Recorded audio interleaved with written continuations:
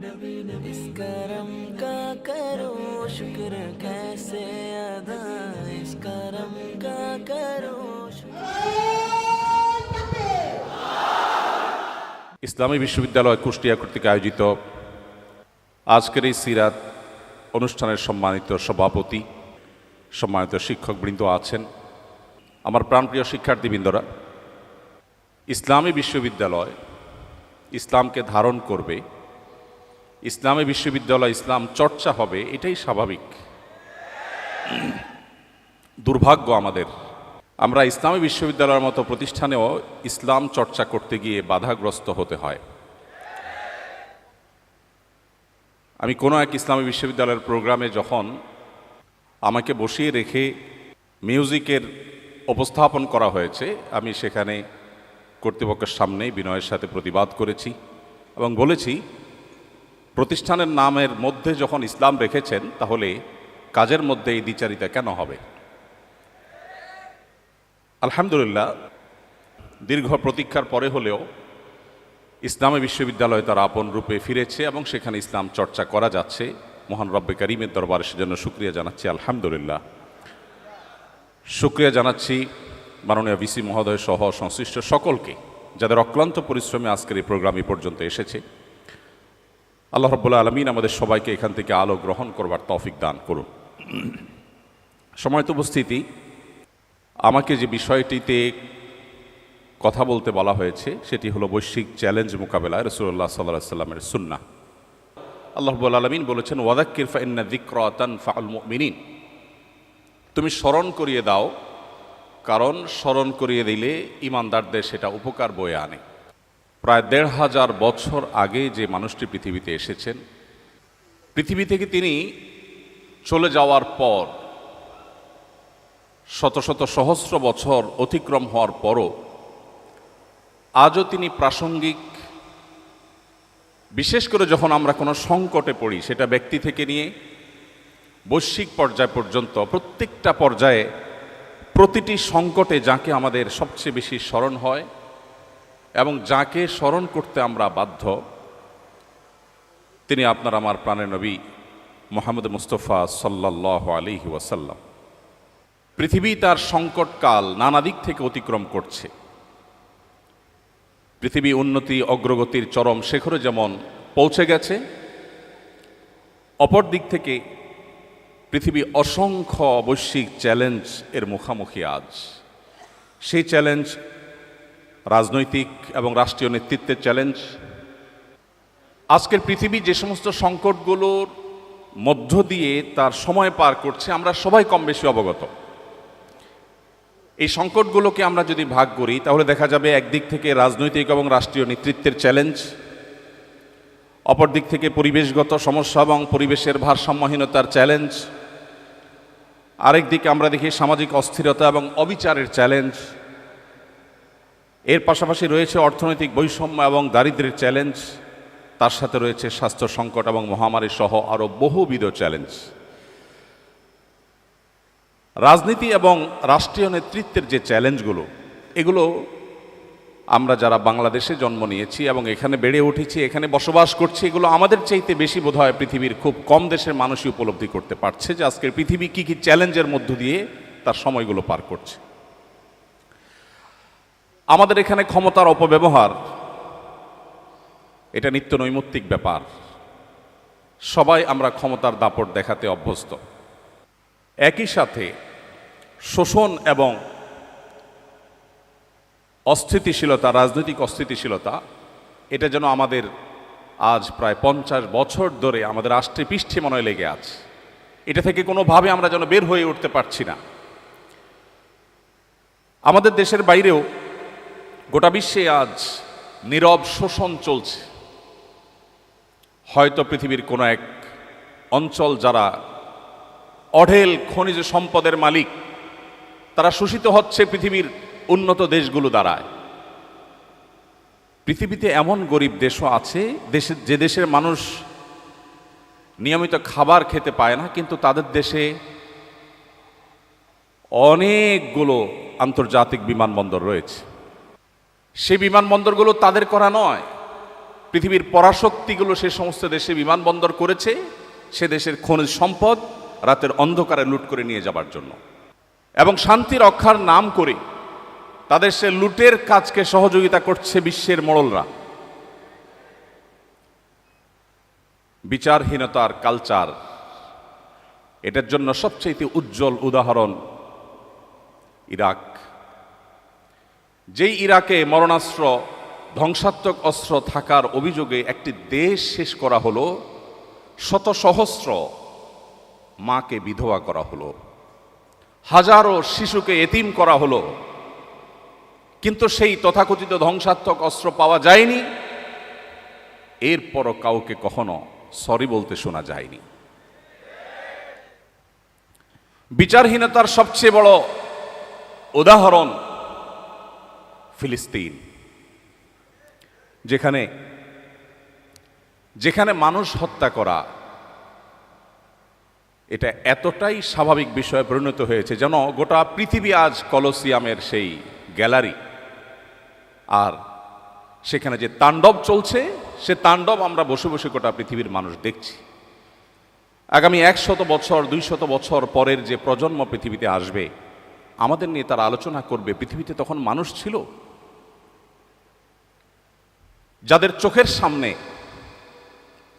কুরে কুরে একটি জনপদের মানুষকে শেষ করে দেওয়া হয়েছে। মায়ের সামনে, বাবার সামনে সন্তান না খেতে না খেতে শুকিয়ে কাঠ হয়ে মৃত্যুর জন্য প্রহর গুনছে। এই দৃশ্য মানব ইতিহাসের কখনো ইতিপূর্বে ঘটেছে এমনটি পাওয়া যায় না। মানবাধিকার লঙ্ঘনের যে হিড়িক আজকের পৃথিবীতে চলছে, একদিকে মানবাধিকার প্রতিষ্ঠার জিগির আমরা সারাক্ষণ শুনতে পাচ্ছি, আর অপরদিকে প্রতিনিয়ত মানবাধিকার লঙ্ঘন চলছে। ধর্মীয় সংঘাত, যুদ্ধের নামে গণহত্যা, কি নেই আজকের পৃথিবীর সংকটের তালিকায়। এর বিপরীতে আমরা যদি রাসূল করিম সাল্লাল্লাহু আলাইহি সাল্লামের সুন্নাহ এবং তার সে মহান আদর্শকে সামনে রাখি, আমরা দেখতে পাই কোরআনে হাকিমে আল্লাহ রাব্বুল আলামিন সবচেয়ে বেশি সংখ্যকবার যে কয়েকটি নির্দেশ জারি করেছেন তার মধ্যে থেকে অন্যতম একটি নির্দেশ হলো আদল, কিসত, ইনসাফ প্রতিষ্ঠা করা। কোরআনে কারিমে শুধুমাত্র আদল শব্দটি বিভিন্নভাবে, এই মূলধাতু থেকে এই শব্দটি বিভিন্নভাবে কতবার ব্যবহৃত হয়েছে এ নিয়ে গবেষকদের মধ্যে নানাবিধ মত পাওয়া যায়। অনেকে বলছেন 27 বার, অনেকে বলছেন 29 বার, কমপক্ষে 19 বার। এর নিচে হওয়ার কোনো সম্ভাবনা না, বা এর কম হওয়ার কোনো সম্ভাবনা নেই। আদলের পাশাপাশি কিস্ত শব্দটি একই অর্থ দেয়, এবং সেই শব্দটি কোরআনে ব্যবহৃত হয়েছে প্রায় কমপক্ষে 21 বার, অর্থাৎ 40 বার কমপক্ষে শুধুমাত্র ইনসাফ এবং ন্যায় বিচার প্রতিষ্ঠা করবার নির্দেশ আল্লাহ তাআলা দিয়েছেন। আপনারা জানেন কোরআনের মতো পাইকারি কথা বলার মহাগ্রন্থ, কিয়ামত পর্যন্ত আগত মানব জাতির সকল সমস্যার, মৌলিক সমস্যার সমাধানের মূল সূত্র যেই মহাগ্রন্থে বাতলে দেওয়া হয়েছে, সেখানে খুচরা বিষয়ে আলাপের কোনো সুযোগ নেই। যেই মহাগ্রন্থে 5 ওয়াক্ত নামাজের বিস্তারিত বিবরণ দেবার সুযোগ পর্যন্ত নেই, সেই মহাগ্রন্থে আল্লাহ রাব্বুল আলামিন যে সমস্ত আদেশ করেছেন, বিশেষ করে কোরআনে কারিমের আদেশ নিষেধের তালিকার দিকে একবার চোখ বুলালে আমাদের কাছে স্পষ্ট হয়ে যাবে আল্লাহ রাব্বুল আলামিনের কাছে মুহাম্মদ সাল্লাল্লাহু আলাইহি ওয়াসাল্লামের আদর্শে ইনসাফ এবং ন্যায় বিচারের গুরুত্ব কতখানি হলে শত সহস্র ইস্যু থাকতে শুধুমাত্র ন্যায় বিচারের ব্যাপারে আল্লাহ তাআলা পৃষ্ঠায় পৃষ্ঠায় পাতায় পাতায় কোরআনে বারবার মানব জাতিকে সতর্ক করেছেন। আপনারা সবাই মক্কার কুরাইশ এবং মদিনার ইহুদিদের ষড়যন্ত্র সম্পর্কে অনেক ভালো করেই জানেন। মদিনার নবী করিম সাল্লাল্লাহু আলাইহি সাল্লাম তাকে ইনসাফের পথ থেকে বিচ্যুত করবার জন্য হেন কোনো চেষ্টা নেই যেটা করা হয়নি। ফাতেমা নামে এক নারীর চুরি করার পর যখন ধরা পড়ে, আল্লাহর নির্দেশ অনুপাতে যখন তার কোরআনের বিচার প্রতিষ্ঠা করবার নির্দেশ জারি করেছেন নবী করিম সাল্লাল্লাহু আলাইহি সাল্লাম, তখন সম্ভ্রান্ত পরিবারের নারী হওয়ার কারণে তাকে বাঁচাবার জন্য নানাবিধ প্রচেষ্টা হয়েছে। আপনারা জানেন ওসামা ইবনে যায়েদ রাদিয়াল্লাহু তাআলা আনহু নবী করিম সাল্লাল্লাহু আলাইহি ওয়াসাল্লামের অত্যন্ত স্নেহের মানুষ ছিলেন, ছোট মানুষ ছিলেন, যাকে নবীজি অনেক ভালোবাসতেন। তাকে সবাই ঠিক করলো যে তুমি গিয়ে নবীজিকে বলো যে তার শাস্তিটা মওকুফ করে দেওয়া যায় কি না। তখন নবী করিম সাল্লাল্লাহু আলাইহি ওয়াসাল্লাম বলেছেন, আল্লাহর বিধানের ক্ষেত্রে আমাকে সুপারিশ করতে আসছো তুমি? রাগান্বিত হয়ে তিনি বলেছেন, ও আইমুল্লাহ লাউ আন্না ফাতিমা বিনতে মুহাম্মদ সারাকাত লাকাতাতু ইয়াদাহা, আল্লাহর শপথ করে বলছি আমার মেয়ে মুহাম্মদের মেয়ে ফাতেমাও যদি চুরি করত, আমি তার হাত কর্তন করবার, কোরআনে বিধান জারি করতে বিন্দু মাত্র পিছপা হতাম না, আমি সেই নির্দেশ জারি করতাম। নবী করিম সাল্লাল্লাহু আলাইহি ওয়াসাল্লাম এই হাদিসে এও বলেছেন যে আগের যুগের মানুষেরা মুখ দেখে বিচার করত। সম্ভ্রান্ত শক্তিশালী ফ্যামিলির, ঐতিহ্যবাহী বা অভিজাত ফ্যামিলির কেউ অন্যায় করলে তারা আইন এবং বিধিবিধানকে পাশ কেটে যেত আর গরিব মানুষদের উপরে আইন প্রয়োগ করত। কিন্তু মুহাম্মদ সাল্লাল্লাহু আলাইহি ওয়াসাল্লাম এসেছেন পৃথিবীকে ইনসাফ দিয়ে পরিপূর্ণ করতে। বিদায় হজের সেই ঘোষণা নবী করিম সাল্লাল্লাহু আলাইহি ওয়াসাল্লামের পৃথিবীতে মানুষে মানুষে ভেদাভেদ দূর করবার সেই ঐতিহাসিক ঘোষণা আজও আমাদের কানে বাজে। তিনি বলেছিলেন, আলা আলা আলা লা ফাদলা লি আরাবিয়্যিন আলা আজামি ওয়ালা লি আজামিয়্যিন আলা আরবি। আরব বিশ্বের মানুষদের আত্মসম্মান, আত্মমর্যাদা, বরং কোনো কোনো ক্ষেত্রে তাদের আত্ম অহংকার, এটা কোন পর্যায়ে যারা আরবে ছিলেন কিংবা আরাবিয়ানদেরকে যারা দেখেছেন তারা ভালো বলতে পারবেন। বিশেষ করে সেই সময়ের আরাবিয়ানরা যারা নন আরবদেরকে মানুষই মনে করত না, সেই সময়ের আরাবিয়ানদের বুকের উপর দাঁড়িয়ে, সেই সমাজের বুকের উপর দাঁড়িয়ে নবী করিম সাল্লাল্লাহু আলাইহি ওয়াসাল্লাম ঘোষণা দিয়েছিলেন, আলা লা ফাদলা লি আরাবিয়্যিন আলা আজামি। জেনে রাখবে কোন আরাবিয়ানের নন আরবের ওপর কোনো শ্রেষ্ঠত্ব নেই। তুমি আরব হয়েছ বলে তোমার কোনো বিশেষ মর্যাদা নেই। মর্যাদা শুধুমাত্র তাকওয়ার বিচারেই ঠিক হবে, নির্ধারণ হবে। ইন্না আকরামাকুম ইনদাল্লাহি আতকাকুম। এভাবে প্রিয় নবী সাল্লাল্লাহু আলাইহি সাল্লাম পৃথিবীতে ইনসাফ, ন্যায় বিচার এবং অপশাসন, বিচারহীনতা, মুখ দেখে বিচারের এই কালচারকে তিনি এমনভাবে পরিবর্তন করেছেন যা আজকের পৃথিবীর কাছে সেটা সবচাইতে উজ্জ্বল উদাহরণ। সম্মানিত উপস্থিতি, নবী করিম সাল্লাল্লাহু আলাইহি ওয়াসাল্লাম তিনি আমাদের সমস্যার গোড়ায় হাত দিয়েছিলেন। আজ রাজনৈতিক ক্ষমতার যে অপব্যবহার গোটা বিশ্বব্যাপী চলছে, এটির গোড়ায় হাত দিয়ে তিনি সমাধান করবার চেষ্টা করেছেন। তিনি মানুষকে সে দর্শনের দীক্ষা দিয়েছেন, শিক্ষা দিয়েছেন, যেই দর্শনে বিশ্বাসী মানুষ কখনো তার রাজনৈতিক ক্ষমতার অপব্যবহার করতে পারে না। নবী করিম সাল্লাল্লাহু আলাইহি সাল্লাম আমাদেরকে শিক্ষা দিয়েছেন যে ইন্নাল্লাহা হুয়াল কাদির, আল্লাহ রাব্বুল আলামিন শুধুমাত্র কাদির, তিনি শুধুমাত্র সব কিছু করতে পারেন, সব কিছুর ক্ষমতা শুধুমাত্র তার নিয়ন্ত্রণে, আমরা তার দাস মাত্র, যেই হই না কেন। রাজনৈতিক ক্ষমতা এবং অন্য সকল ক্ষমতার উৎস যখন আল্লাহকে মানুষ স্বীকার করবে, তখন তার কাছে রাজনৈতিক দায়িত্ব এটা আমানত মনে হবে। তার কাছে আল্লাহর কাছে জবাবদিহিতার বোধ জাগ্রত হবে। আর আল্লাহর কাছে জবাবদিহিতার বোধ যদি জাগ্রত হয়, তাকে মনিটর করবার জন্য কোনো কিছুর প্রয়োজন হবে না। সেলফ মনিটরিং সিস্টেম দ্বারা সে নিজেকে সঠিক পথে ধরে রাখবে। আজকের পৃথিবী আজও যদি মুহাম্মদ সাল্লাল্লাহু আলাইহি সাল্লামের সেই জীবন দর্শনকে ধারণ করে, আজ যে সমস্যাগুলো আমরা দেখছি এগুলোর সমাধানের পথ অনেক সহজেই তারা খুঁজে পাবে। সম্মানিত উপস্থিতি, নবী করিম সাল্লাল্লাহু আলাইহি ওয়াসাল্লাম শোষণমুক্ত সমাজ করবার জন্য, গঠন করবার জন্য কি না করেছেন আমি প্রায় বলার চেষ্টা করি। অনেক নীতি কথা আজকের সমাজে আমরা শুনতে পাই, অনেক সুশীল মানুষ আমরা দেখতে পাই। এমন মানুষ কি পৃথিবীতে আমরা একজনও দেখাতে পারবো যিনি নিজের জন্য যে জামা কিনেন, নিজের গাড়ি ড্রাইভারের জন্য সেম জামা কিনেন, নিজের বাচ্চার জন্য যে জামাটা কিনেছেন, নিজের বাসার কাজের বুয়ার বাচ্চাটার জন্য গিফট হিসাবে যে জামা কিনবেন সে একই জামা কিনেছেন, এরকম মানুষ পৃথিবীতে আমরা একজনও আছি কিনা আমি জানি না। কিন্তু মুহাম্মদ সাল্লাল্লাহু আলাইহি সাল্লাম সেই মানুষ যিনি বলেছেন ইখওয়ানুকুম খাওয়ালুকুম, তোমাদের অধীনস্থ মানুষেরা তোমাদেরই ভাই, তাদেরকে তোমাদের সাথে বসে খাওয়াও, তোমরা যা খাও তাদেরকে তাই খাওয়াও, তোমরা যা পরো তাদেরকে তাই পরিধান করাও।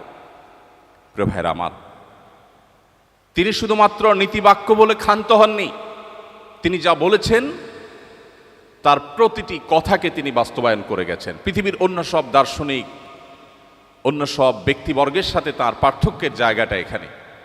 তিনি শুধুমাত্র নীতিবাক্য দিয়ে যাননি, প্রতিটি বিষয়কে তিনি নিজে করে দেখিয়েছেন, তার প্রমাণ তিনি তার সমাজে প্রতিষ্ঠিত করেছেন এবং বিশ্ববাসীর কাছে তিনি উদাহরণ হয়েছেন। এই জন্য আল্লাহ বলেছেন, লাকাদ কানা লাকুম ফি রাসূলিল্লাহি উসওয়াতুন হাসানা। উসওয়া শব্দের অর্থ হলো অনুপম, তুলনাহীন। আল্লাহর রাসূলের মধ্যে রয়েছে তোমাদের জন্য এমন আদর্শ, যে আদর্শ তোমরা আর কোথাও খুঁজে পাবে না। পৃথিবীতে কোনো মনীষী পাওয়া কঠিন হবে, তিনি যত বড় মহানই হন না কেন, যে তার বাসার অধীনস্থ কাজের লোকদের জন্য সেই পোশাক কিনবেন যে পোশাক তার গায়ে থাকবে। একই গাড়িতে চলবেন, ড্রাইভার এবং তার পোশাকে কোনো পার্থক্য থাকবে না। একই জামা, একই ব্র্যান্ডের, হয়তো একই কালারের জামা তিনি পরবেন এবং পরাতে দিবেন। এত মহান মানুষ পৃথিবীতে মুহাম্মদ সাল্লাল্লাহু আলাইহি সাল্লাম ছাড়া আর কাউকে পাওয়া সম্ভব নয়। সম্মানিত উপস্থিতি, শোষণমুক্ত সমাজ গড়ে তোলার জন্য শ্রমিকের অধিকার নিয়ে কি না করেছেন তিনি। পৃথিবী বলছে শ্রমিকের অধিকার দাও, নবীজি বলছেন না, হয়নি। শ্রমিকের অধিকার দেওয়া নয়, ঘাম শুকাবার আগে দিতে হবে। পৃথিবী বলে শ্রম দিয়েছে তারপর পারিশ্রমিক দাও, নবীজি বলেছেন না, শ্রম দিয়ে শেষ করার আগে আগে পারিশ্রমিক দাও। সৌদি আরবে সরকারিভাবে এবং বেসরকারিভাবেও, আমি 10 বছর সৌদি আরবে ছিলাম, সে সুবাদে আমি জানি, সেখানে স্যালারি ইস্যু হতো। এখন কি চলছে বা কি আছে আমি জানি না, বাকি আমি 2009 থেকে 18 এই সময়ের কথা বলছি। 10 বছর আমি নিজে এর উপকারভোগী এবং আমি দেখেছি যে সেখানে হিজরি সন অনুপাতে স্যালারি ইস্যু হয়ে থাকে। সরকারি বেসরকারি সমস্ত প্রতিষ্ঠানগুলোতেই, প্রায় বেশিরভাগ প্রতিষ্ঠানগুলোতেই আমি দেখেছি যে মাসের 25, 26, 27 তারিখের মধ্যে স্যালারি ইস্যু হয়। ওই যে নবীজি বলেছেন ঘাম শুকাবার আগে, এই জন্য মাস শেষ হওয়ার আগে তারা স্যালারি ইস্যু করে। সম্মানিত উপস্থিতি, মুহাম্মদ সাল্লাল্লাহু আলাইহি সাল্লাম যে জীবন দর্শন আমাদের কাছে রেখে গেছেন, তার সে জীবন দর্শন আজকের পৃথিবীর যাবতীয় রাজনৈতিক এবং রাষ্ট্রীয় নেতৃত্বের যত সংকট আছে সেগুলো দূর করবার জন্য সবচাইতে কার্যকর এবং সবচাইতে বাস্তবসম্মত। আজকের পৃথিবীতে অনেক নসিহা, পরমত সহিষ্ণুতার বিষয়ে, সংখ্যালঘুদের অধিকারের বিষয়ে আমরা শুনতে পাই। যদিও নসিহার মধ্যেই সেটি সীমাবদ্ধ থাকে, আমরা দেখি বাস্তবে তার উল্টো। পৃথিবীর উন্নত অনেক দেশ আছে যে দেশগুলো আমাদের দেশে তথাকথিত সংখ্যালঘু নির্যাতনের কথা বলে আমাদেরকে চাপের মধ্যে রাখে। যদিও পৃথিবীতে সংখ্যালঘুদের অধিকারের ব্যাপারে বাংলাদেশের মানুষের মতো সচেতন, বাংলাদেশের মানুষের মতো সতর্ক এবং দায়িত্বশীল মানুষ পৃথিবীতে পরের কথা আমাদের সাবকন্টিনেন্টের আশেপাশের কোনো দেশের মধ্যেও নেই। আমি চট্টগ্রাম হাটাজারি মাদ্রাসায় পড়েছি। হাটাজারি মাদ্রাসায় যদি আপনি যান, আপনি দেখতে পাবেন এখনো 100 বছর ধরে ঠিক মাদ্রাসার মসজিদের ওয়াল ঘেঁষে সামান্য কয়েক মিটার দূরেই একটি মন্দির আছে। এই 100 বছরের ইতিহাসে কোনোদিন মন্দির থেকে একটি ইট মসজিদে যায়নি, মসজিদ থেকে একটা ইট মন্দিরে আসেনি। এর নাম বাংলাদেশ। সেই বাংলাদেশের মানুষকে সংখ্যালঘুদের অধিকার শেখাতে যারা আসে, তাদের চরিত্র আমরা খুব ভালো করে জানি। মুসলমানদের সাথে মুস্কি হেসে কথা বলে মুসলমানদের ধ্বংসের যাবতীয় আয়োজন করার এই কারিগরেরা আমাদেরকে আজ সবক দিতে আসে সংখ্যালঘুদের অধিকারের ব্যাপারে। আমরা সেই নবীর উম্মত যে নবী আমাদেরকে শিখিয়েছেন। আল্লাহ তাআলা কোরআনে বলেছেন, লা ইয়ানহাকুমুল্লাহু আনিল্লাযীনা লাম ইউকাতিলুকুম ফিদ-দীন ওয়া লাম ইখরিজুকুম মিন দিয়ারিকুম আন তাবাররুহুম ওয়া তুকসিতু ইলাইহিম ইন্নাল্লাহা ইউহিব্বুল মুকসিতিন। যে সমস্ত অন্য ধর্মাবলম্বী মানুষেরা তোমাদেরকে দেশান্তর করে দেয়নি, ধর্মযুদ্ধ চাপিয়ে দেয়নি, তোমাদের সাথে শান্তিপূর্ণ সহাবস্থান করছে, তোমরা তাদের সাথে সদাচরণ করতে, ন্যায়নিষ্ঠ আচরণ করতে আল্লাহ তোমাদের নিষেধ করেন না, বরং আল্লাহ তাআলা ন্যায়নিষ্ঠ আচরণকারীকে ভালোবাসেন। আমরা সেই ধর্মের অনুসারী, আমরা সেই নবীর উম্মত যার প্রতি আয়াত নাজিল হয়েছে। প্রিয় ভাইরা আমার, আমরা সেই নবীর উম্মত যে নবী সাল্লাল্লাহু আলাইহি সাল্লাম এমন জীবন দর্শন রেখে গেছেন, যে জীবন দর্শনে অন্য এবং ভিন্ন মতের মানুষদেরকেও আমাদের সহ্য করতে তিনি শিখিয়েছেন। তার ঐতিহাসিক মদিনা সনদের কথা আমরা কে না জানি, যে মদিনা সনদ আজও গোটা বিশ্বের মানুষের কাছে সবচেয়ে বড় রোল মডেল।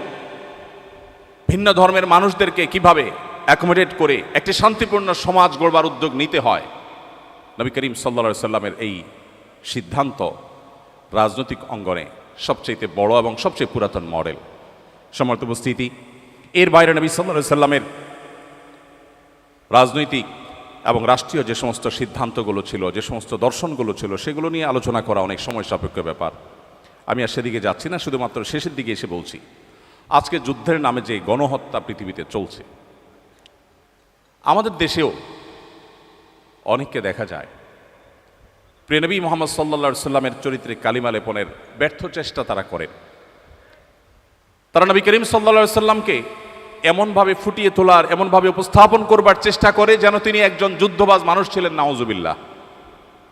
প্রিয় ভাইরা আমার, আপনারা নিশ্চয়ই জেনে থাকবেন নবী করিম সাল্লাল্লাহু আলাইহি সাল্লামের জীবনে যতগুলো যুদ্ধে, যতগুলো অভিযানে তিনি অংশগ্রহণ করেছেন, তার নেতৃত্বে যতগুলো যুদ্ধ হয়েছে, সাকুল্যে সবগুলো যুদ্ধে দুই পক্ষের যে মানুষ মারা গেছেন, উভয় পক্ষের, মুসলিমদের এবং শত্রুপক্ষের উভয় পক্ষের যে মানুষগুলো মারা গেছেন, রণাঙ্গনে যুদ্ধে মারা যাওয়া মানুষের সংখ্যা প্রায় 400-র কাছাকাছি। ইহুদিদের প্রতি তাদের বিশ্বাসঘাতকতার শাস্তি স্বরূপ নবী করিম সাল্লাল্লাহু আলাইহি সাল্লাম যে মৃত্যুদণ্ডের নির্দেশ দিয়েছিলেন, সেখানে কিছু মানুষ মারা গেছে যারা মূলত সম্মুখ যুদ্ধে রণাঙ্গনে মারা যাওয়া মানুষদের কাতারে পড়ে না, সেজন্য তাদেরকে আমি বাদ রেখে বলছি। আজকের পৃথিবীতে কোনো একটা এলাকার পার্লামেন্ট মেম্বার নির্বাচিত হওয়ার জন্য শুধুমাত্র অগণিত মানুষকে জীবন দিতে হয়।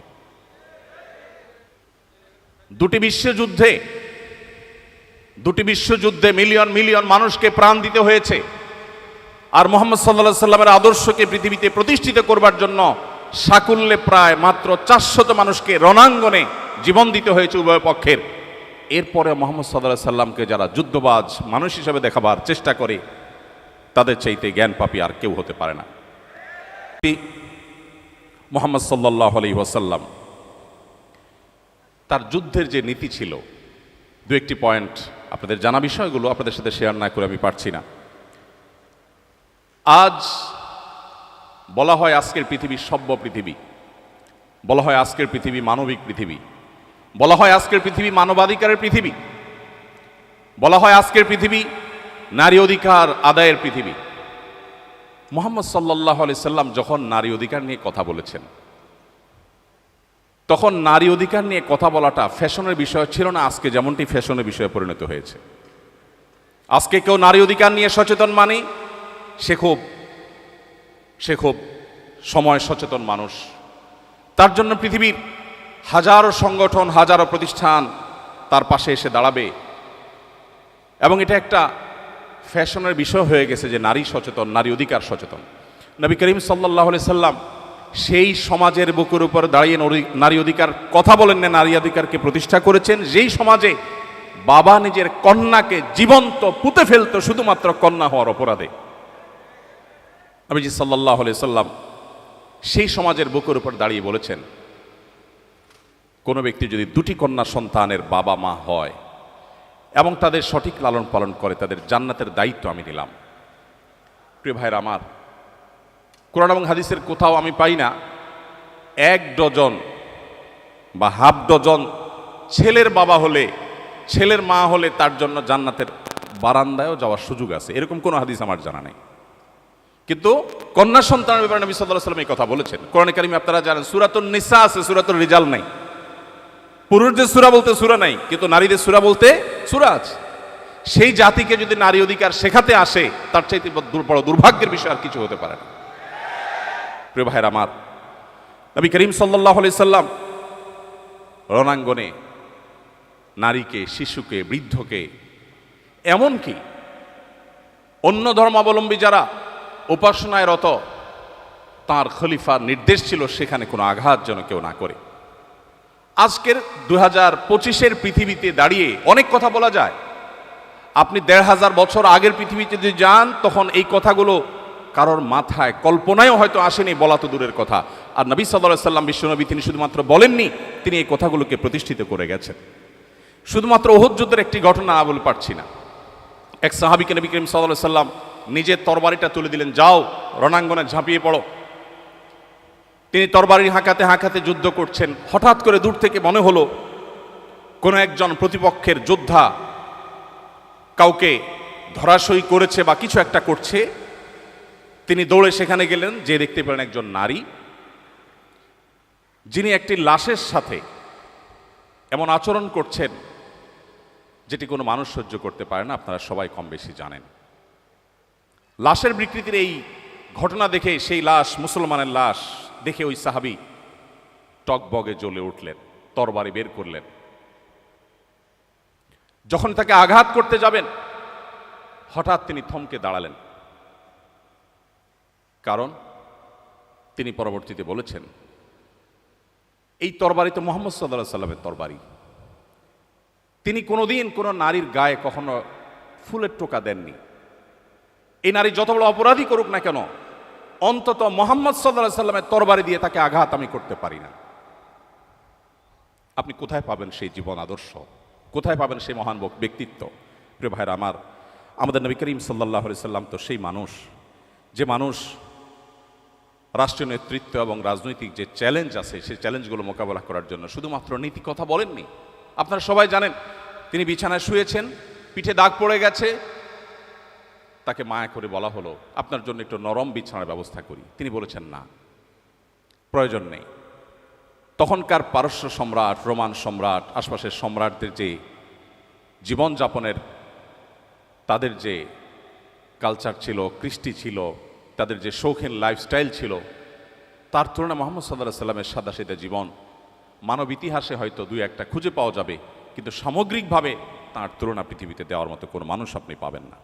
আজকের পৃথিবী যুদ্ধের নামে যে সমস্ত গণহত্যা করছে, এবং সে সমস্ত গণহত্যা দেখে পৃথিবীতে যারা এখনো পর্যন্ত নিষ্ক্রিয় নীরব দর্শকের ভূমিকা পালন করছে, বরং অনেক ক্ষেত্রে সেটাকে সমর্থন জানাচ্ছে, এই মানুষগুলোই আজ আমাদেরকে সবচেয়ে বেশি মানবতা, মানবাধিকারের সবক শিখিয়ে থাকে। প্রিয় ভাইরা আমার, মুহাম্মদ সাল্লাল্লাহু আলাইহি সাল্লামের কোনো একটি যুদ্ধে, কোনো একটি অভিযানে একটি শিশু নিহত হওয়ার কোনো ঘটনা আজও পর্যন্ত তার শত্রু, তার প্রতিপক্ষ তাকে দু চোখে দেখতে পারেন এমন কোনো ইতিহাসবিদ আজও পর্যন্ত উল্লেখ করতে পারে নাই। এরপরেও আজ আমরা অনেক মুসলিমরা পর্যন্ত বিভ্রান্তিতে পড়ে যাই। চকচকে তকতকে পরিবেশ দেখে, আজকের পৃথিবী দেখে অনেকেই নিজের ঈমান নিয়ে সন্দিহান হয়ে পড়েন। মুসলমানদের নানা দিক থেকে অধঃপতন এবং পিছিয়ে পড়া দেখে আমরা অনেকে বিভ্রান্তির মধ্যে পড়ে যাই। সন্দেহাতীতভাবে কিয়ামতের আগে যে ফিতনাগুলো পতিত হওয়ার কথা নবীজি বলেছিলেন, এগুলো তার মধ্যে থেকে একটি। অতএব আজও আমাদেরকে বৈশ্বিক চ্যালেঞ্জ মোকাবেলার জন্য ফিরে যেতে হবে মুহাম্মদ সাল্লাল্লাহু আলাইহি সাল্লামের সিরাতে, তার জীবন দর্শনে এবং তার আদর্শের কাছে। আজকে পৃথিবীতে যে পরিবেশগত সমস্যা, সংকট চরম আকার ধারণ করেছে, আপনারা সবাই কম বেশি জানেন। আপনি ইউরোপে, আমেরিকাতে, পশ্চিমে গেলে নিশ্চয়ই দেখবেন যে পরিবেশ বান্ধব করার জন্য তাদের হেন কোনো চেষ্টা নাই, তারা করছে না। অথচ উন্নতির নামে, জীবনকে সহজ করবার নামে মানব সভ্যতার ধ্বংস ডেকে আনতে পারে এরকম বহুবিধ কাজ আমরা করেছি। এখন সেই আমরা আজ পরিবেশের ভারসাম্যহীনতাকে দূর করবার জন্য আমরা সংগ্রাম করে চলেছি। পানির অপচয়, এটা তো এখন ফ্যাশনের ব্যাপার। আমরা যারা নিজেদেরকে মুসলমান বলছি, মুহাম্মদ সাল্লাল্লাহু আলাইহি সাল্লামের আদর্শ অনুসারে বলছি, আমরা ওযু করতে যে পরিমাণ পানি, ট্যাপের পানি ব্যবহার করে থাকি, শুধু সেই পানিটাকে একত্র করলে দেখা যাবে ওই পানি দিয়ে মুহাম্মদ সাল্লাল্লাহু আলাইহি সাল্লাম বহুবার গোসল সম্পন্ন করতেন। তার গোসলে কি পরিমাণ পানি লাগতো হাদিসে সেটা এসছে, নিশ্চয়ই আপনারা জানেন। তিনি ওযুতে কি পরিমাণ পানি ব্যবহার করতেন, কতটুকু পানি বরাদ্দ করতেন, সেটাও হাদিসে এসেছে। আমাদের ওযুতে, বিশেষ করে ট্যাপ ছেড়ে দিয়ে যখন আমরা ওযু করি, যে পরিমাণ পানি ব্যবহার করি, তার বহুবার গোসলেও এত পানি দরকার হতো না। নবী করিম সাল্লাল্লাহু আলাইহি সাল্লাম পানি অপচয় সম্পর্কে যখন নিষেধাজ্ঞা আরোপ করেছেন, সতর্ক করেছেন, কেউ যখন বলল হে আল্লাহ রসুল, আমরা যখন সমুদ্রে থাকি, নৌকায় বা জাহাজে থাকি, তখনও কি পানি ব্যবহারের সময় আমাদেরকে হিসেব করতে হবে? সেখানে তো পানির কোনো অভাব নেই। নবীজি বলেছেন হ্যাঁ, সেখানেও তোমাকে পানি ব্যবহারে মিতব্যয়ী হতে হবে।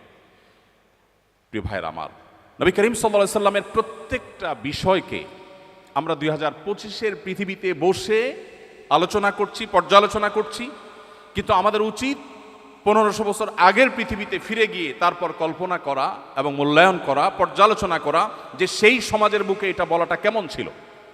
আজকের পৃথিবী পরিবেশ দূষণ করে গোটা পৃথিবীকে বাস অযোগ্য করে ফেলেছে, আমরা করে ফেলেছি। এরপর আমরা এখন পরিবেশ রক্ষার কথা বলছি। মুহাম্মদ সাল্লাল্লাহু আলাইহি সাল্লাম যখন পরিবেশ রক্ষার পরে সচেতনতা সৃষ্টি করেছেন, তিনি যখন মানুষকে অ্যাওয়্যার করেছেন, মানুষকে সচেতন করেছেন, পৃথিবী পরিবেশের এই সংকটের মধ্যে ছিল না, আমরা সবাই কম বেশি জানি।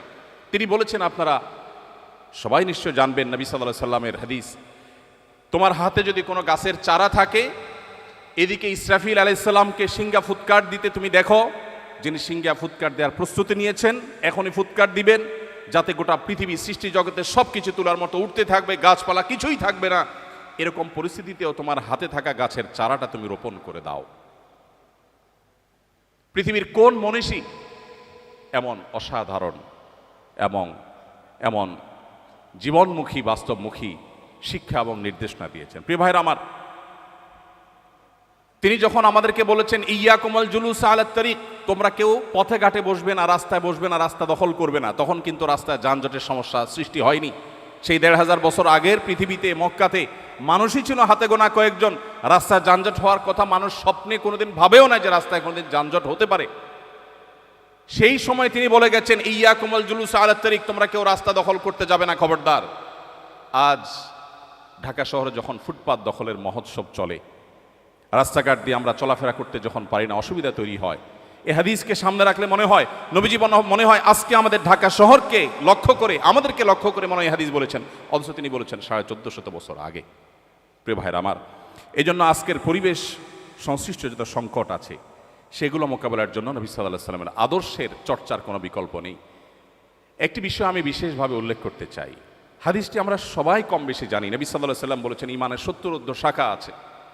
আদনাহা ইমাতাতুল আযা আনিত তারিক, ইমানের সবচেয়ে সাধারণ শাখা হলো পথ পরিষ্কার করা। পথ পরিষ্কার করা ইমানের অঙ্গ। অথচ আমরা যারা 5 ওয়াক্ত নামাজ পড়ি সে মুসলমানরাও অন্যের ফেলে দেয়া ময়লা আবর্জনা বা মানুষের কষ্টের কারণ হতে পারে সেরকম কোনো কিছু থেকে রাস্তাকে পরিচ্ছন্ন করা, রাস্তায় পরিচ্ছন্নতা অভিযানে সামিল হওয়া, এটাকে ইবাদত হিসাবে গণ্য করা, সওয়াবের কাজ হিসাবে গণ্য করার নজির খুব কম আছে। আমরা সুন্নাহ ফাউন্ডেশন থেকে অনেক দিন থেকে ভাবছি সারা দেশে ইমামদের জন্য কয়েকটি কম্পিটিশনের অ্যারেঞ্জ করব। তার মধ্যে থেকে একটি থাকবে কোন ইমাম তার মসজিদ এরিয়াকে সবচেয়ে সুন্দর, সবচেয়ে ক্লিন, পরিচ্ছন্ন করতে পারেন ইমামের নেতৃত্বে মুসল্লিদেরকে সাথে নিয়ে। কারণ আমার রাসূল তো আমাকে পথ পরিষ্কারের আলাদা নির্দেশ করেছেন এবং এটা একটা আমল, এটা একটা সওয়াবের কাজ। আমরা যদি ঢাকা শহরের 1 কোটি মানুষ মাত্র 10 মিনিট সময় হাতে নিয়ে আমরা যদি ঢাকা শহরকে পরিচ্ছন্ন করতে যাই, আমার তো মনে হয় ঢাকা শহরের কোনো ময়লা আবর্জনা কোনো কিছুই অবশিষ্ট থাকার কথা নয়। প্রিয় ভাইরা আমার, মহানবী সাল্লাল্লাহু আলাইহি সাল্লাম পরিবেশকে সুন্দর রাখবার জন্য যে নির্দেশনা দিয়েছেন সেটা কোনো অথরিটি নির্ভর নয়, প্রত্যেকটা মানুষের সেলফ মোটিভেশনের জন্য তিনি নির্দেশনা জারি করেছেন। সম্মানিত উপস্থিতি, সামাজিক অস্থিরতা এবং অবিচার আজ চরমে, আমরা কে না জানি।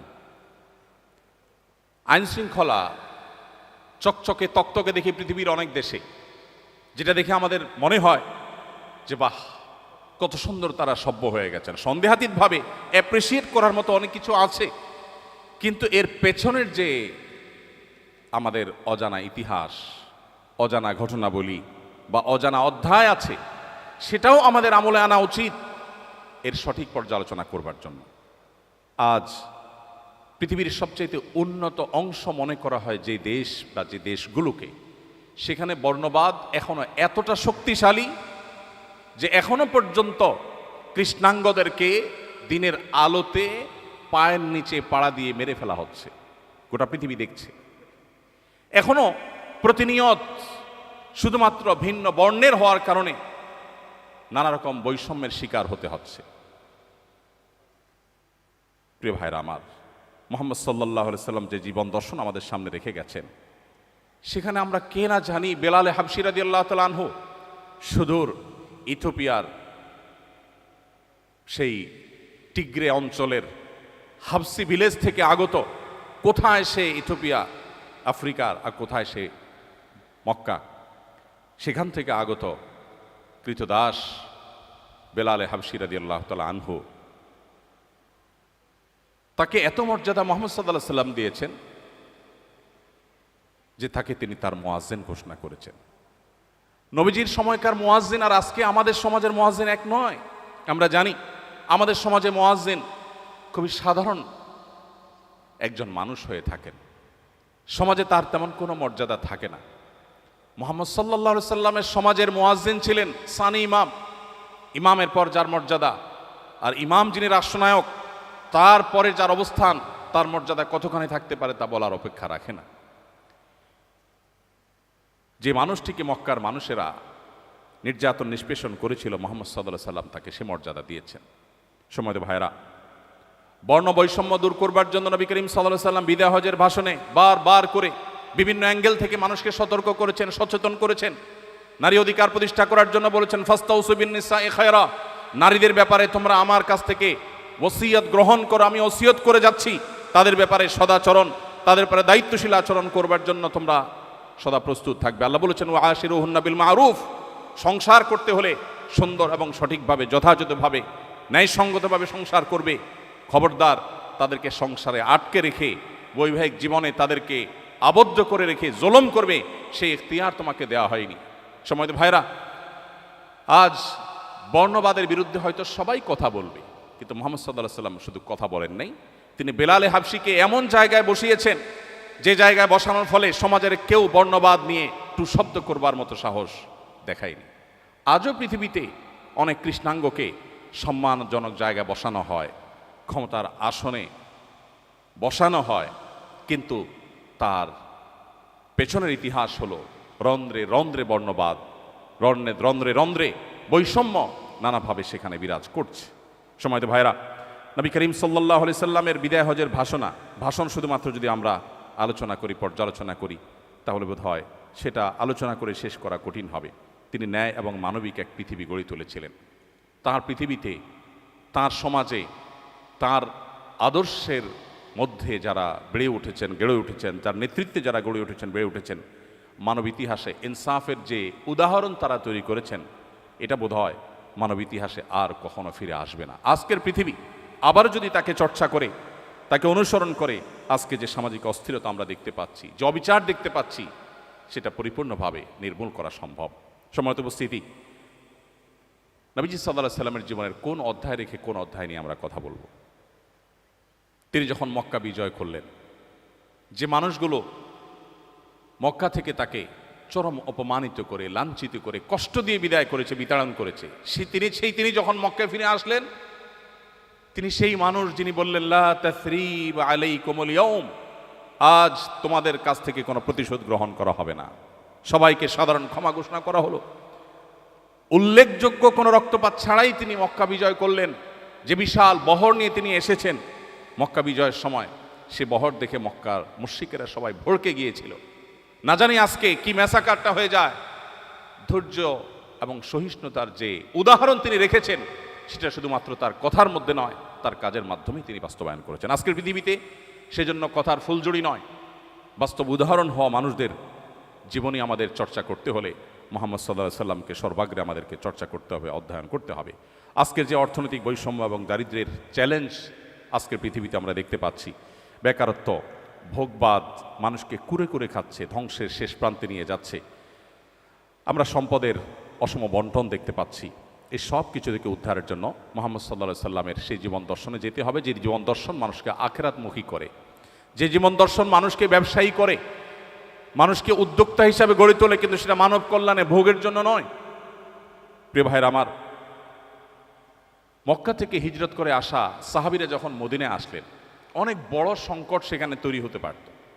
আজকে আমাদের দেশে আমাদের নির্যাতিত রোহিঙ্গা ভাই বোনেরা যারা আমাদের দেশে আশ্রয় নিয়েছেন, তারা যদি আমাদের সমাজের সাথে পুরোপুরি মিশে যেতেন, তাহলে নানাবিধ অসুবিধা, বিশেষ করে কালচারাল সমস্যা হয়তো তৈরি হতে পারত। নবী করিম সাল্লাল্লাহু আলাইহি সাল্লাম মক্কা থেকে আসা, হিজরত করে আসা মুহাজির সাহাবীদেরকে মদিনায় যখন আসলেন, যাতে কোনো রকম সামাজিক কালচারাল ক্রাইসিস তৈরি না হয়, সেজন্য তিনি ঐতিহাসিক মুআখাত, পৃথিবীর ইতিহাসে পৃথিবীবাসীকে নতুন এক বিষয়ের সাথে পরিচয় করালেন। সেটা হলো যে মুহাজির এবং আনসার সাহাবীদের মধ্যে প্রত্যেকটা পার্সন টু পার্সন ভ্রাতৃত্বের বন্ধন তিনি গড়ে দিলেন। কমনলি বলা এক জিনিস, আর একজন মুহাজিরের সাথে একজন আনসারের সাথে ভাই হিসাবে একটা বন্ধন তিনি সেখানে সংযুক্ত করলেন এবং প্রত্যেকের ভাই হিসাবে তিনি স্টাবলিশ করলেন। এবং একটি অনাকাঙ্ক্ষিত ঘটনা মুহাজির এবং আনসারের সাথে, উল্লেখযোগ্য একটি অনাকাঙ্ক্ষিত ঘটনা তিনি ঘটতে দেননি। একবার একজন মুহাজির এবং আনসারের সাথে পানি নেওয়া নিয়ে একটু বাদানুবাদ হওয়ার পর একজন যখন তার সোজা দিকে, হে আমার আনসারি ভাইরা, তোমরা কোথায় আসো, এই মুহাজির ব্যক্তি আমাকে আঘাত করেছে, এরকম কিছু একটা যখন তিনি ডাক দিলেন, নবী সাল্লাল্লাহু আলাইহি সাল্লাম দীপ্ত কণ্ঠে বললেন, মালি, কি হলো আমার, যে তোমাদের কণ্ঠে আমি জাহিল যুগের আহ্বান শুনছি। এগুলো জাহিল যুগের আহ্বান, জাতিগত আহ্বান ডেকে সংঘাত সৃষ্টি করা, দাঙ্গা সৃষ্টি করা, মারামারি হানাহানি সৃষ্টি করা, এগুলো জাহিল যুগের স্বভাব। দাউহা ফাইন্নাহা মুনতিনা, এগুলোকে তোমরা পরিত্যাগ করো, পরিহার করো, ছুঁড়ে ফেলে দাও, এগুলো দুর্গন্ধযুক্ত। মানুষের মধ্যকার বৈষম্য দূর করে অর্থনৈতিক সংকট মোকাবেলা করার ক্ষেত্রে মুহাজির সাহাবীরা যখন মদিনায় এসেছেন, তখন তাদের হাতে কিছুই নেই, তারা রিক্ত হস্তে খালি হাতে এসেছেন। এতগুলো মানুষ মদিনা থেকে এসেছেন খালি হাতে, মক্কা থেকে এসেছেন খালি হাতে মদিনাবাসী, তাদের জন্য এই মানুষগুলো বোঝা হয়ে যেতে পারত। নবী করিম সাল্লাল্লাহু আলাইহি সাল্লাম প্রত্যেকটা মুহাজির সাহাবীকে উদ্বুদ্ধ করলেন, যাও বাজারে যাও, ব্যবসা শুরু করো। সামান্য কিছু টাকা আনসারি ভাই থেকে ধার নিয়ে, পুঁজি নিয়ে, সে টাকা নিয়ে তারা উদ্যোক্তা হলেন, এন্টারপ্রেনার হলেন। তাদেরকে এন্টারপ্রেনারশিপের জন্য যে উদ্বুদ্ধ নবী সাল্লাল্লাহু আলাইহি সাল্লাম করেছেন, 1450 বছর আগের পৃথিবীতে সেটা সহজ বা স্বাভাবিক কোনো বিষয় নয়। সম্মানিত উপস্থিতি, আজকের পৃথিবীতে যে স্বাস্থ্য সংকট এবং মহামারী সংকট আছে, এই সংকটগুলো নিয়ে আমরা আজ সাফার করছি। রোগবালাই, অতিভোজন ইত্যাদির কারণে, নানা কারণে মানসিক চাপ, ডিপ্রেশন, মহামারীর বিস্তার। একদিকে আমরা দেখছি যে স্বাস্থ্য খাতে ব্যাপক উন্নতি হয়েছে, জ্ঞান বিজ্ঞানের যথেষ্ট অগ্রগতি হয়েছে, অনেক গবেষণা হচ্ছে, তার সুফলও আমরা পাচ্ছি, সেটা যেমন সত্য। এর পাশাপাশি আজ নানাবিধ ক্রাইসিস স্বাস্থ্য খাতে নতুন করে সৃষ্টি হয়েছে। এমন এমন ব্যাধি ছড়িয়ে পড়ছে যেগুলো কোনোভাবে মানুষ মোকাবেলা করতে পারছে না।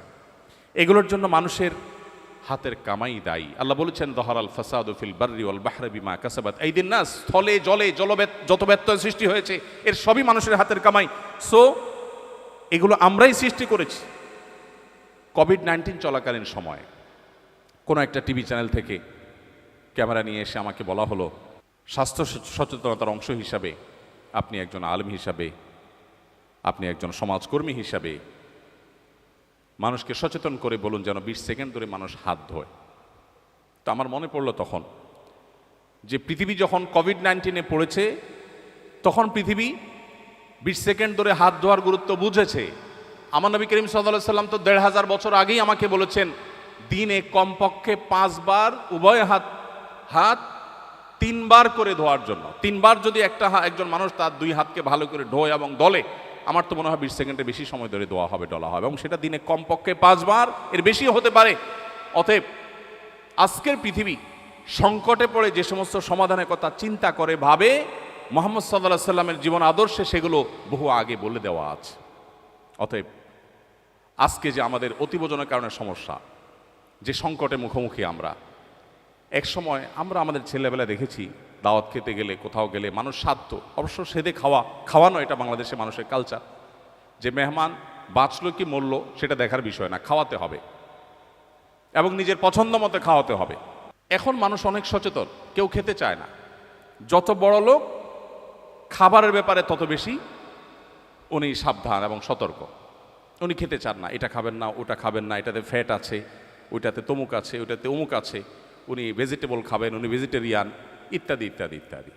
পৃথিবী অনেক বিপদের মুখোমুখি, সংকটের মুখোমুখি হয়ে যে জায়গায় এসেছে, মুহাম্মদ সাল্লাল্লাহু আলাইহি সাল্লাম বহু আগেই সেই জায়গায় তিনি ছিলেন। তিনি বলেছেন, পেটের 1 ভাগকে পানি দিয়ে পরিপূর্ণ করে, এক ভাগকে খাদ্য দিয়ে পরিপূর্ণ করে। এখন ডাক্তাররা আমাদেরকে বলছেন সালাদ খান, সবজি খান বেশি বেশি করে। তো নবীজি যে পানি দিয়ে পরিপূর্ণ করতে বলেছেন, আপনার সবজি বা সালাদ জাতীয় যে খাবারগুলো আছে এগুলো সবগুলোই তো পানি জাতীয় খাবার। তো নবীজি তো বলেছেন 1/3 সেগুলোকে বরাদ্দ রাখার জন্য, আর 1/3 সলিড খাবার দেওয়ার জন্য, আর 1/3কে খালি রাখার জন্য। তো নবীজির সেই কথায় আমরা এসেছি, কিন্তু বহুকাল পরে, বহু ক্রাইসিসের পরে। সময়ত উপস্থিতি, এভাবে আজকের বৈশ্বিক চ্যালেঞ্জগুলো মোকাবেলার জন্য মুহাম্মদ সাল্লাল্লাহু আলাইহি সাল্লামের জীবন দর্শন, তার সুন্নাহ, সেগুলো যদি আমরা আলোকপাত করি তাহলে হয়তো আলোচনা করে শেষ করা যাবে না। প্রয়োজন সেগুলোর বাস্তবায়ন। আমার খুব কষ্ট হয়, দুঃখ হয় যখন কোনো অমুসলিম প্রধান দেশে যাই এবং সেখানে বেড়ে ওঠা শিশুরা, তরুণরা কখনো মিথ্যা বলে না, কখনো প্রতারণা করে না, কখনো তারা কাউকে ধোঁকা দেয় না, কারোর পারতপক্ষে ক্ষতি করে না। অন্য ধর্মাবলম্বী হয়েও যখন তারা এই সমস্ত গুণাবলীকে অর্জন করেছে এটি শুনতে পাই, তখন মুসলিম হিসাবে আমার লজ্জা হয়, অনুতাপ হয়। আমরা তো সেই নবীর উম্মত ছিলাম যে নবীর কাছে যুদ্ধ চলাকালে প্রতিপক্ষের পশুপালনের দায়িত্বে থাকা মানুষটা বিপুল পরিমাণ পশু সম্পদ নিয়ে পশু চড়াতে চড়াতে নবীজির দলে এসে ভিড়ে গিয়েছেন। এরপর নবীজির সাথে সাক্ষাৎ করে বলছেন, হে আল্লাহ রসুল, আমি আপনার প্রতি ঈমান এনেছিলাম, কিন্তু ওদের মাঝে থাকার কারণে প্রকাশ করতে পারিনি। এখন আমি চলে এসেছি, আপনি আমাকে বরণ করুন। নবীজি তাকে বরণ করেছেন, কিন্তু তার সাথে থাকা ছাগলগুলো, ছাগলের পাল এবং পশু সম্পদকে তিনি বরণ করেননি। তিনি বলেছেন, এগুলো ফেরত দিয়ে আসো, এগুলো তোমার জন্য হালাল নয়, আমাদের জন্য হালাল নয়। আমরা সেই নবীর উম্মত যে নবী মক্কা থেকে রাতের আধারে জীবন বাঁচাবার, ঈমান বাঁচাবার প্রয়োজনে আল্লাহর নির্দেশে হিজরত করে তাকে মদিনায় চলে যেতে হচ্ছে। ওই মুহূর্তে আলীকে ডেকে বলছেন, আলী, এই স্বর্ণ মুদ্রার প্যাকেট অমুকের, এই রৌপ্য মুদ্রা এটা তমুক অমুসলিমের মুশরিকের, যে তাকে হয়তো আঘাত করেছে। তিনি মক্কা ছেড়ে যখন চলে যান রাতের আধারে, তখনও তার কাছে রাখা আমানতগুলোকে আলীকে বুঝিয়ে দিয়ে বলেছেন, 3 দিন তুমি অবস্থান করবে এবং প্রত্যেকটা পাওনা প্রাপকের কাছে যার যার জিনিস, যারা আমার কাছে আল আমিন বিশ্বাসী হিসেবে আমার কাছে জমা রেখেছিল, তাদের সম্পদ পৌঁছে দিবে, তারপর তুমি হিজরত করবে। আমরা সেই নবীর উম্মত, কিন্তু আজ তার জীবন দর্শন নিয়ে আমরা গর্ব করি, আমরা আলোচনা করি, আমরা সেমিনার সিম্পোজিয়াম করি, আমাদের বাস্তব জীবনে সেগুলোকে আমরা বাস্তবায়ন করি না। এর চেয়ে দুর্ভাগ্যজনক বিষয় আর কিছু হতে পারে না। আমার খুব কষ্ট হয় যখন উন্নত দেশগুলোতে দেখি মানুষ সন্ধ্যার পর পর রাতের প্রথম প্রহরে ঘুমিয়ে পড়ে, ভোরে উঠে কাজ শুরু করে। আমার কষ্ট হয় এই জন্য যে আমি তো সেই নবীর উম্মত যে নবীজি সম্পর্কে তার সহধর্মিনী আমাদের মা আয়েশা রাদিয়াল্লাহু তাআলা আনহা বলেছিলেন, নাহান নবী সাল্লাল্লাহু আলাইহি সাল্লাম আনিস সামুরি বাদাল আয়েশা, নবীজি এশার পরে কথাবার্তা বলা অপছন্দ করতেন, খুবই অপছন্দ করতেন। তিনি এশার পরে কথা বলতে পছন্দ করতেন না, এশার পরপর তিনি ঘুমিয়ে যেতেন। কারণ নবী সাল্লাল্লাহু আলাইহি সাল্লাম ইয়াকরাহু নওম ক্বাবলা আয়েশা ওয়াল হাদিস বাদা, নবীজি এশার আগে ঘুমানো অপছন্দ করতেন, আর এশার পরে ঘুম ছাড়া অন্য কোনো আড্ডাবাজি অপছন্দ করতেন। স্বামী স্ত্রীর একান্ত আলাপচারিতা ছাড়া অন্য কোনো কথা তিনি এশার নামাজের পরে অ্যালাউ করতেন না। সময়ত ভাইরা, আজকের উন্নত পৃথিবীগুলো, আজকের উন্নত দেশগুলো, উন্নত পৃথিবী আজ নবী সাল্লাল্লাহু আলাইহি ওয়াসাল্লাম সে সমস্ত সুন্নতে জ্ঞাতসারে কিংবা অজ্ঞাতসারে অনুসরণ করে তারা উন্নতির চরম শিখরে পৌঁছে গেছে। আমরা কিন্তু আজ অবনতির দিকে যাচ্ছি। অতএব আমাদেরকে যদি আবারও উন্নতির সেই চরম শিখরে পৌঁছতে হয়, চড়তে হয়, আমাদের চর্চা করতে হবে মুহাম্মদ সাল্লাল্লাহু আলাইহি ওয়াসাল্লামের আদর্শকে। আল্লাহ রাব্বুল আলামিন আমাদের সবাইকে সেই তৌফিক দান করুন। আজ আমাদের এমন কিছু মানুষ প্রয়োজন যে মানুষগুলোর কথা নয়, তাদের কাজ দেখে মুহাম্মদ সাল্লাল্লাহু আলাইহি ওয়াসাল্লামকে মানুষ বিশ্লেষণ করবে, বিচার করবে, তিনি বোধহয় এমনই ছিলেন। বিধায় আজকে আমাদের তার সুন্নাহ দ্বারা আমাদের আদর্শ, আমাদের জীবন গঠন, আমাদের লাইফস্টাইল সেটিং সব কিছু তার সুন্নাহ দ্বারাই হতে হবে। সেটি আমাদের জন্য সবচেয়ে গুরুত্বপূর্ণ বিষয়। আল্লাহ রাব্বুল আলামিন আমাদের সবাইকে এক একজনকে মুহাম্মদ সাল্লাল্লাহু আলাইহি ওয়াসাল্লামের আদর্শের রুদ্র প্রতীক হওয়ার, মূর্তি হওয়ার তৌফিক দান করুন। মুহাম্মদ সাল্লাল্লাহু আলাইহি ওয়াসাল্লামের আদর্শের ঝান্ডাবাহী হয়ে আজকের পৃথিবীতে যে সমস্ত সংকট মানুষ মোকাবেলা করছে, সে সমস্ত সংকট থেকে উত্তরণের পথ মানুষকে দেখাবার জন্য আল্লাহ আমাদের সবাইকে তৌফিক দান করুন। আস-সুন্নাহ ফাউন্ডেশন, উম্মার স্বার্থে সুন্নাহর সাথে।